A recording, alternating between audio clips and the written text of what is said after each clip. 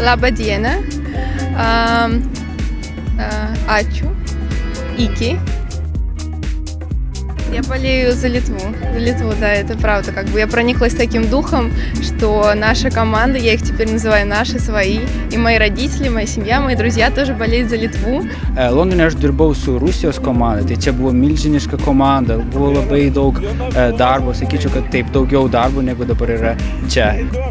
Tai pasus kažkokius sutvarkyti ar kažką, nu tokius smulkmenos, arba televizorius neveikia, tai Raimondas labai gerai padeda sutvarkyti, ar raktai namų neveikia, nu va tokias smulkmenas, bet irgi stengiamės, kad visiems sportininkams būtų lengviau, kad jiem nereikėtų rūpintis, nes jie turi savo darbą čia, kitą. Su Vida Vincienė iš tikrųjų buvo man įdomiausia susipažinti, dėl to, kad aš esu gimęs Syktyvkare, čia yra Komi Respublika, Rusijos šiaurėje, ir jinai ten irgi labai daug laiko leido, kai slidinėjau, kai užsiiminėjau sportu. Tai vat mes radom bendrą kalbą.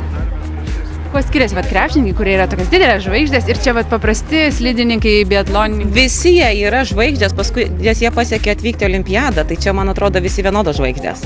Tau nėra skirtumo, ar tai Kaukėnas Rimas ar Kaukėnas Tomas? Ne, su visais įdomu bendrauti. Ir gal net irgi įdomiau, tokios kaip biatlonas, aš nežinojau tokios šakos. Nu kaip žinojau, bet aš nežinojau ten tu viską, tai dabar sužinoti apie kitas sporto šakas yra dar įdomiau.